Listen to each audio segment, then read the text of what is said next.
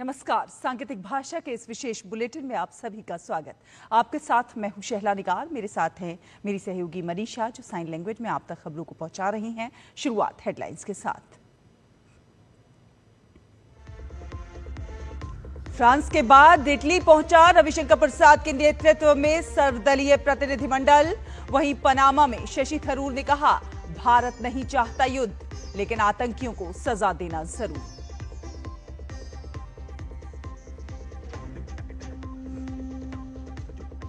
प्रधानमंत्री नरेंद्र मोदी की अध्यक्षता में आज होगी कैबिनेट की बैठक। लिए जा सकते हैं कुछ महत्वपूर्ण फैसले।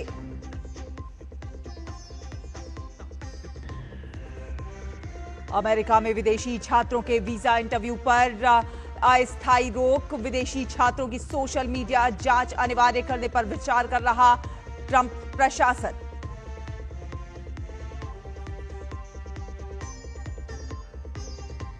इस बार सामान्य से अधिक बारिश का मौसम विभाग ने जारी किया पूर्वानुमान। जून में भी कम सताएगी गर्मी।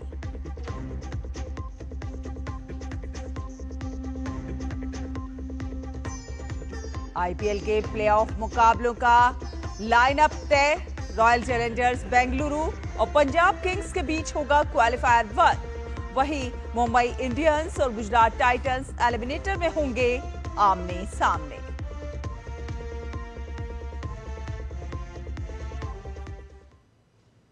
तो आतंकवाद के खिलाफ जीरो टॉलरेंस का भारत का संदेश दुनिया भर में गूंज रहा है। भारत के सर्वदलीय प्रतिनिधिमंडल पाकिस्तान के सीमा पार आतंकवाद को और उजागर करने के लिए विभिन्न देशों में नेताओं, सांसदों, थिंक टैंक, मीडिया और नागरिक समाज के साथ लगातार बातचीत कर रहे हैं। इसी सिलसिले में भाजपा सांसद रविशंकर प्रसाद के नेतृत्व में सर्वदलीय प्रतिनिधिमंडल रोम पहुंच गया है। इस प्रतिनिधिमंडल में भाजपा सांसद दगुबाती पुरंदेश्वरी, एमजे अकबर, गुलाम अली खटाना और समिक भट्टाचार्य शामिल हैं।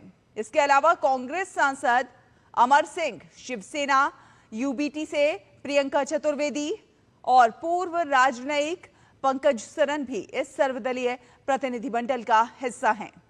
इससे पहले रविशंकर प्रसाद के नेतृत्व में सर्वदलीय प्रतिनिधिमंडल फ्रांस की यात्रा पर था। फ्रांस में आतंकवाद के खिलाफ लड़ाई में भारत का मजबूत संदेश फ्रांसीसी सरकार, शिक्षाविदों और मीडिया के बीच गूंजा। और पनामा में भारत के राजदूत सुमित सेठ ने कांग्रेस सांसद शशि थरूर के नेतृत्व में आए ऑल पार्टी डेलीगेशन का स्वागत किया। पनामा में विधानसभा अध्यक्ष डाना कास्टानेडा के साथ बैठक में थरूर ने साफ साफ कहा कि भारत की युद्ध शुरू करने में कोई दिलचस्पी नहीं थी, लेकिन आतंकवादियों को सजा दिए बिना छोड़ना नहीं चाहिए। थरूर ने कहा कि डेलीगेशन के सभी सदस्य अलग अलग राजनीतिक पृष्ठभूमि और भारत के अलग अलग हिस्सों से आते हैं, लेकिन देश के लिए एकजुट हैं। 22 अप्रैल को पहलगाम आतंकी हमले के बाद भारत सरकार ने यह देखने के लिए इंतजार किया कि क्या पाकिस्तान की सरकार इस भयानक अपराध के अपराधियों के खिलाफ कोई कार्रवाई करेगी। जब स्पष्ट रूप से कुछ नहीं किया गया तो 2 सप्ताह के बाद 7 मई को भारतीय सशस्त्र बलों ने पाकिस्तान के अंदर आतंकवादी ठिकानों के मुख्यालयों पर हमला किया।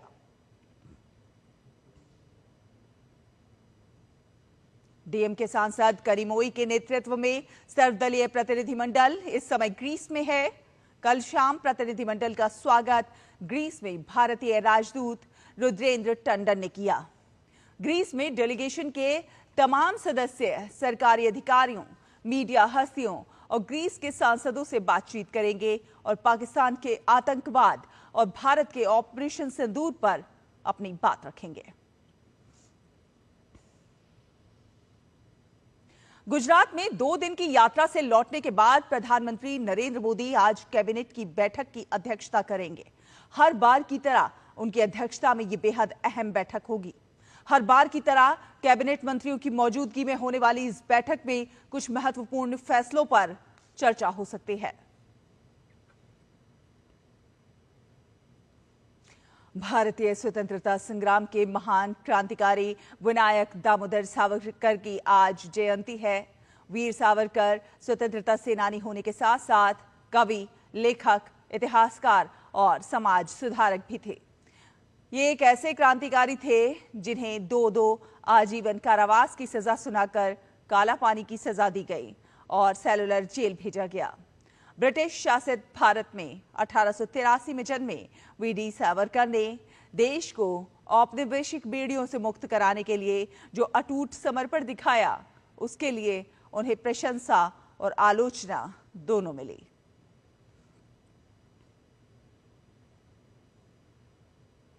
और अब बात करेंगे मौसम की। मौसम विभाग ने इस साल जून से सितंबर तक की अवधि में बारिश का सामान्य औसत 106% रहने की संभावना जताई है।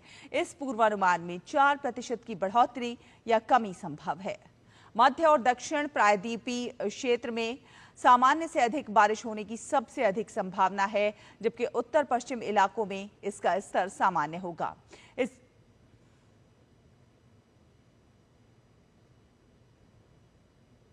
तापमान की बात की जाए तो जून के महीने में देश के अधिकांश हिस्सों में अधिकतम तापमान सामान्य से लेकर सामान्य से कम रहने की संभावना है, जबकि उत्तर पश्चिम और उत्तर पूर्व भारत के कई एक क्षेत्रों के लिए सामान्य से अधिक अधिकतम तापमान का पूर्वानुमान है।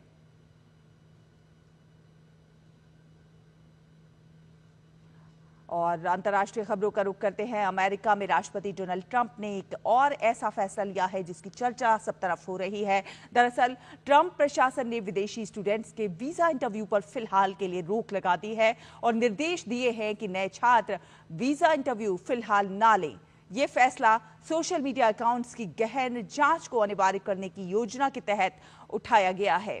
माना यह जा रहा है कि अमेरिका में पढ़ाई का सपना देखने वाले छात्रों के लिए ये एक झटका हो सकता है। इस मामले में अमेरिकी विदेश मंत्री मार्को रूबियो की तरफ से एक पत्र में कहा गया है कि वीजा इंटरव्यू की नई तारीख तब तक ना दी जाए जब तक नई गाइडलाइन जारी नहीं होती।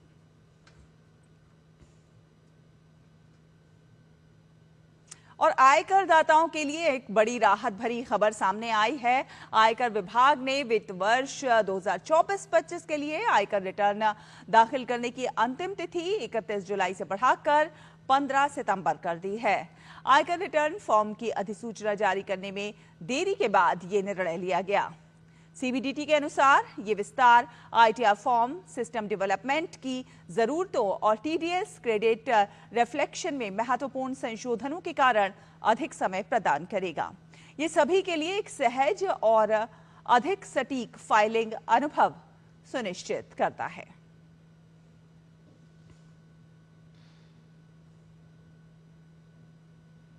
सार्वजनिक क्षेत्र की दूरसंचार कंपनी भारत संचार निगम लिमिटेड ने लंबे अरसे के बाद एक बड़ी उपलब्धि हासिल की है। कंपनी ने पहली बार लगातार दूसरी तिमाही में मुनाफा हासिल करने का रिकॉर्ड बनाया है। दूरसंचार ऑपरेटर बीएसएनएल ने जनवरी-मार्च 2025 तिमाही के दौरान 280 करोड़ रुपए का शुद्ध लाभ दर्ज किया है। इससे पहले अक्टूबर-दिसंबर 2024 तिमाही में कंपनी ने 262 करोड़ रुपए के मुनाफे की जानकारी दी थी। यानी सिर्फ 6 महीनों में बीएसएनएल ने कुल 542 करोड़ की कमाई कर ली है। ये प्रदर्शन खास इसलिए भी है क्योंकि 2024 की जनवरी-मार्च तिमाही में दूरसंचार ऑपरेटर ने 849 करोड़ रुपए का घाटा दर्ज किया था। बीएसएनएल ने आज 31 मार्च 2025 को समाप्त वर्ष के लिए अपने ऑडिटेड परिणामों की घोषणा की। इसे बोर्ड की 243वीं बैठक में अनुमोदित किया गया। बीएसएनएल की यह ऐतिहासिक उपलब्धि सरकारी क्षेत्र की बढ़ती ताकत, रणनीतिक बदलाव और डिजिटल इंडिया का विजन का शानदार उदाहरण है।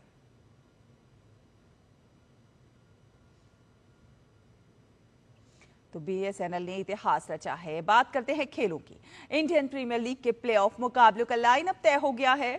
अंक तालिका में शीर्ष पर रही दो टीम पंजाब किंग्स और रॉयल चैलेंजर्स बेंगलुरु क्वालिफायर 1 में आमने सामने होंगी। क्वालिफायर 1 कल शाम मुलानपुर में खेला जाएगा।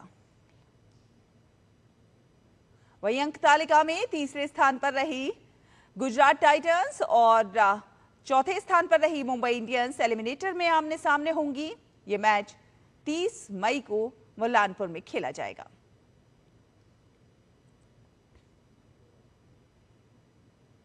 इसी के साथ इस विशेष बुलेटिन में फिलहाल इतना ही। मुझे, मनीषा को और हमारी पूरी टीम को दीजिए अनुमति। नमस्कार।